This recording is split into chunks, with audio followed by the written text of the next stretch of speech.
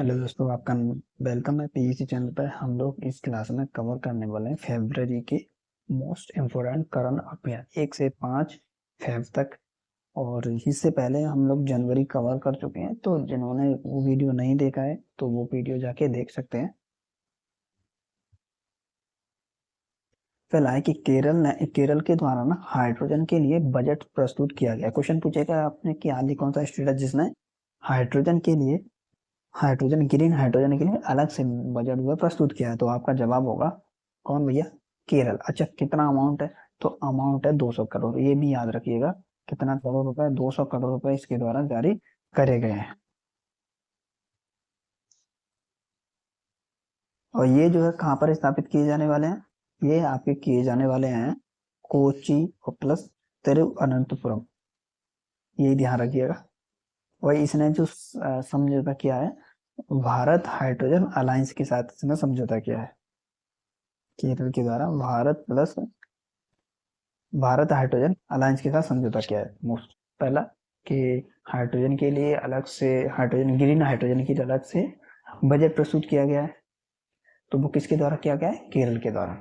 बस इतना। अब कौन सी जगह प्लांट लगाने वाले हैं? 200 करोड़ रुपए, कोची और तिरुवनंतपुरम। और हाइड्रोजन प्लांट ना प्रतिदिन ना 60 टन हाइड्रोजन का उत्पादन करेगी। ये प्लांट जो है इतना है।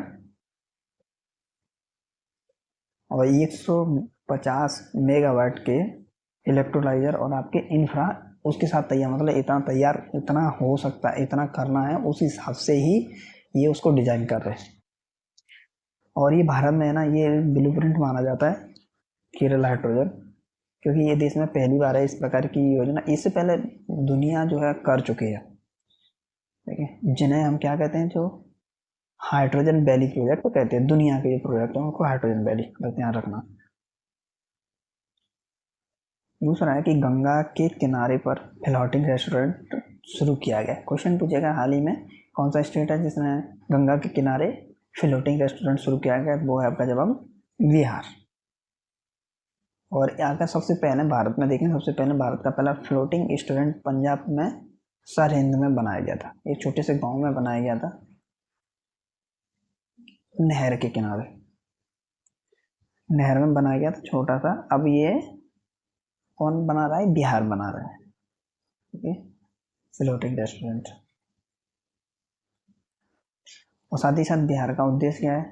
बिहार का उद्देश्य यही है कि और पर्यटन को किस प्रकार बेहतरीन किया जा सकता है, और उस पर वो काम कर रहा है। और इसमें कौन कौन से शामिल है? राजगीर है, सासाराम है, बोध गया भी शामिल है, ठीक।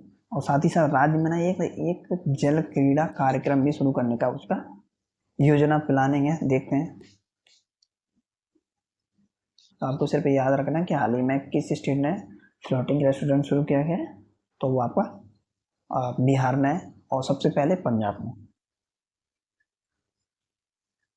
दूसरा है कि सऊदी अरब के द्वारा 2027 का एशियन फुटबॉल जो टूर्नामेंट है उसको वो आयोजित कराने वाला है 2027। ध्यान रखना। एशियन फुटबॉल कहाँ आयोजित होगा? इससे पहले कहाँ हुआ था? दोहा में हुआ था। कतर, दोहा, रियाल, वहाँ हुआ था। मतलब 2023 का बोल सकते हैं, ठीक है। इसमें 23 टीम भाग लेती हैं। हाँ।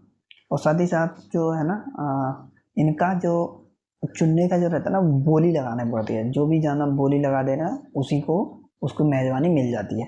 भारत ने भी इसने बोली लगाई थी, भारत, ईरान, कतर, उज्बेकिस्तान ने बोली लगाई थी, लेकिन बाजी किसने मारी? संयुक्त सऊदी अरब ने।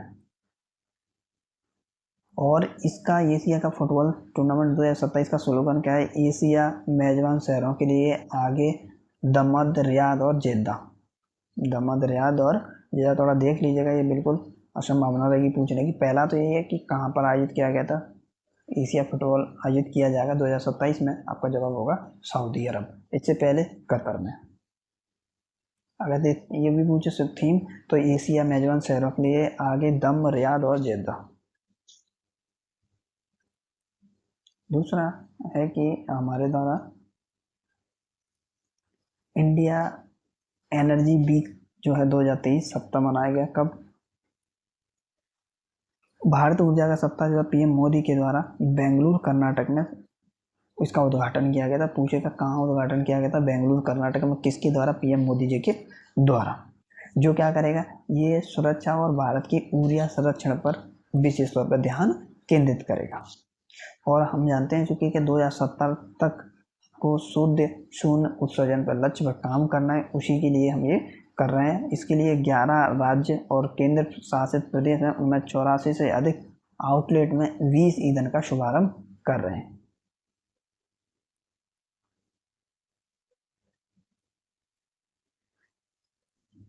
पीएम मोदी के द्वारा सोलर और पारंपरिक ऊर्जा हाइब्रिड कुकिंग सिस्टम लॉन्च करेंगे। इसके तहत इसे ना इंडियन ऑयल द्वारा के द्वारा ही इसको डिजाइन किया गया। इसे सोलर कुकर सिस्टम भी कहते हैं, इंडोर सोलर कुकर सिस्टम। ध्यान रखना होगा।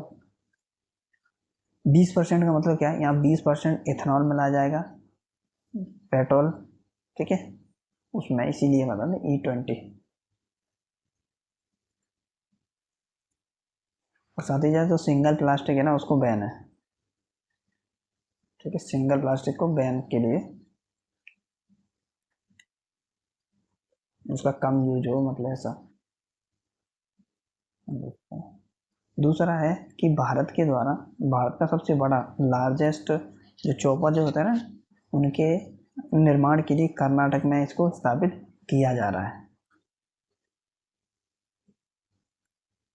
कि 2016 में जो कर्नाटक के तुमकुरु में सबसे बड़ा हेलीकॉप्टर निर्माण की एक आधारशिला रखी गई थी, और जिसका अब वो क्या है, उसने संचालन शुरू कर दिया है और वो बना भी रहा है। इसका उद्देश्य ये है कि भारत हम खुद ही आत्मनिर्भर हो जाए, हमें किसी दूसरे देश से आयात ना करना पड़े, उसी के लिए ये कार्य हम लोग कर रहे हैं।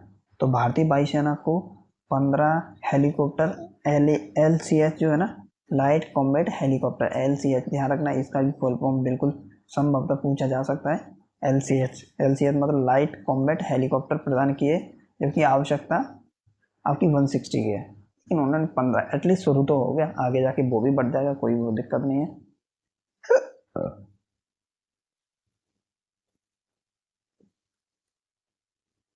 दूसरा कि जो इंडिया के द्वारा ना India India lead biofuel allowance शुरू किया गया। जिस प्रकार ISA शुरू किया गया था, इंटरनेशनल सोलर अलायंस ना, उसी की तर्ज पर भारत ने ये आपका बायोफ्यूल शुरू किया है।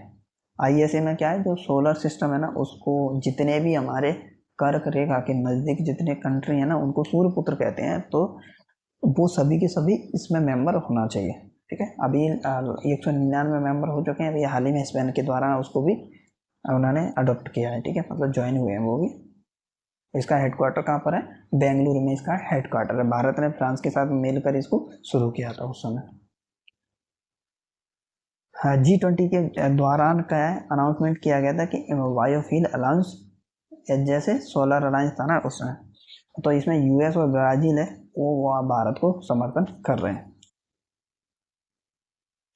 और इससे पहले इसमें ना बजट में भी 4.3 बिलियन जो डॉलर है वो भी इसमें दिया गया है। और उद्देश्य क्या है, वही जीरो टारगेट इमिशन है, वही वाला, उसी के लिए हमको मिलकर कार्य करना है। और हम एक परिणाम तो देख ही रहे हैं अभी, कितना गर्मी है, हमें वायु जो इकोसिस्टम पे अच्छे से काम करना बेहद ज़रूरी है, अदरवाइज तो और ज़्यादा भयानक तो परिणाम और हो सकते हैं। दुनिया में सबसे ज़्यादा जो जैव ईंधन बाजार है, जैव ईंधन में है ना, बायोफ्यूल में है, वो सबसे नंबर टॉप पे कौन है? अमेरिका पहले नंबर पे, दूसरे नंबर पे कौन आता है? ब्राज़ील आता है आपका, याद रखिएगा, पहले नंबर कौन है आपका? अमेरिका, दूसरे नंबर पर ब्राज़ील है। ये बायो डीजल और इथेनॉल दोनों उत्पादन करते हैं, दोनों बायो डीजल भी करते हैं और इथेनॉल भी करते हैं। अगर दुनिया की इथेनॉल की बात करूं तो 84% ये दोनों ही उत्पादन करते हैं, बहुत बड़ा नंबर है यार, 84 84%। और बायो डीजल में ये 26% करते हैं, ये भी कम नहीं है। ये तो आपका इथेनॉल में तो भाई पूरा का पूरा फुल, पेट्रोल में ना टोटल इथेनॉल में आते हैं 100%, हमारे यहाँ 20 है, वहाँ 100 है, तो हम देख रहे हैं 84 कर रहे हैं तो करेंगे। और ये 26 बायो डीजल में भी। भारत 2025 तक गैसोलीन में 20% इथेनॉल मिश्रण का लक्ष्य रखा है, मतलब ये 20% ही मिला पाएंगे। ठीक है, 2025 तक ये लक्ष्य है। 2018 में भारत ने इसकी जो है नीति है इसको शुरू करी थे, ध्यान रखना।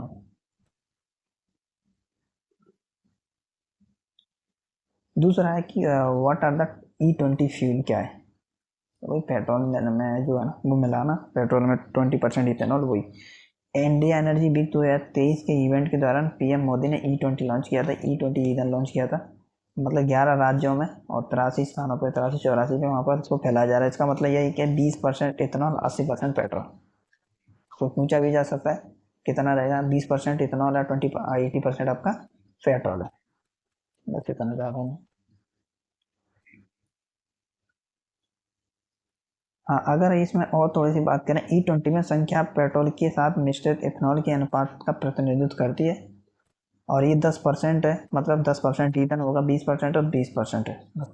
अगर आप ब्राज़ील है, संयुक्त राज्य अमेरिका है, ऐसे देश ना दुनिया के सबसे बड़े उत्पादकों में ने पहले से ही 100% ईंधन हासिल कर लिया। आप सोच सकते हैं कि 100% फ्यूल है, पेट्रोल कंजप्शन नहीं है।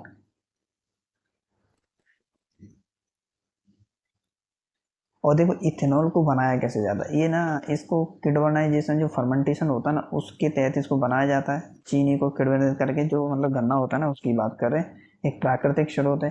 ये जलते समय ना बहुत कम अवशेष छोड़ता है, मतलब जितना पेट्रोल छोड़ता है उससे कम ये छोड़ता है। यही वजह से हम इसको यूज़ करते हैं, और ये क्या करते हैं, वातावरण को भी, हवा को साफ रखता है। भारत जो है गन्ने का उत्पादन करता है, इसलिए E20 में देश की ईंधन की मांग को पूरा करने की अच्छी क्षमता है इसके पास। जो E20 है ना, E20 में जितना जो चाहिए अवशेष उसका ये किट से अपन बना सकते हैं, क्योंकि हमारे यहाँ उत्पादन भी अच्छा है, तो यही वजह है।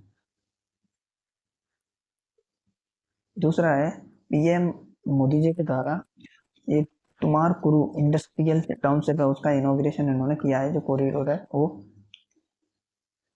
2021 में पीएम मोदी के द्वारा गति शक्ति योजना शुरू की थी। पूछेगा GSU कब शुरू किया गया, GSU गति शक्ति यूनिट है। इसका उद्देश्य क्या है, इस उद्देश्य है कि देश में इंफ्रा को बहुत अच्छे से स्ट्रॉन्ग करना है, ठीक है। इंफ्रा इंफ्रा है ना, उसको पाइपलाइन बहुत अच्छे से देश में बहुत अच्छे से विकसित करना, इसका उद्देश्य है। गति शक्ति का ध्यान रखना 2021 में शुरू किया गया था। अगर 21 भूल जाओ तो कैसे ध्यान रखना, क्योंकि GSU यू कितने नंबर पे आता है, 21 पे आता है, ये भी सीडीओ में, तो 21 ही आपको याद आ जाएगा, आप ऐसे ध्यान रख सकते हैं। और गोल क्या है, वो इंफ्रा को बहुत अच्छे से मजबूत करना। इंफ्रा अच्छा हो जाएगा तो आटक, चीन का सबसे ज़्यादा अच्छा इंफ्रा ही है, यही वजह से वो इतना अच्छा ग्रोथ कर रहा है, और ग्रोथ किया भी है उसने। तो ये दो औद्योगिक जो गलियारे हैं उनको विकसित करने की योजना है पीएम मोदी के द्वारा, ठीक है। और तुमारकुरु औद्योगिक टाउनशिप योजना के तहत पहले औद्योगिक गलियारे का शुभारंभ उन्होंने किया है, ठीक है। दो बनाने हैं, जिसमें से पहले का उन्होंने प्रारंभ कर दिया है, ठीक है। टोटल मतलब 11 हैं, जिसमें से मतलब 11 और 2, ठीक है। अच्छा,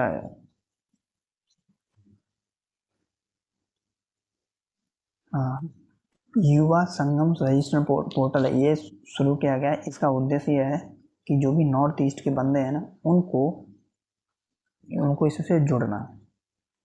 पूछेगा क्वेश्चन है कि युवा संगम रजिस्टर पोर्टल का उद्देश्य क्या है। इसका उद्देश्य ये है कि जो नॉर्थ ईस्ट के जितने भी पीपल हैं, जो युवा हैं, उनको इसके माध्यम से जोड़ना। उद्देश्य क्या है, एक भारत श्रेष्ठ भारत की भावना के तहत इसको लॉन्च किया गया। इसके तहत के माध्यम से क्षेत्र के युवा देश के विभिन्न हिस्सों में यात्रा करेंगे और विभिन्न संस्कृतियों के बारे में जानेंगे, तो उनको भी सही है। जब वो ऐसा करेंगे तो उनको समझ में आ जाएगा कि भारत भी एक कितना विविधता वाला देश है, कितनी सुंदरता है वो सब। जब आप विजिट करेंगे तो यही उद्देश्य है कि युवा रजिस्टर संगम पोर्टल का, कि जितने भी नॉर्थ ईस्ट के बंदे हैं उनको इससे जोड़ेंगे, और साथ ही साथ वो जब एक जगह से दूसरी जगह यात्रा करेंगे तो उनको काफ़ी कुछ चीज़ें हमको सीखने को मिलेंगी, संस्कृति है, यात्रा, हिस्सा वैसा सब।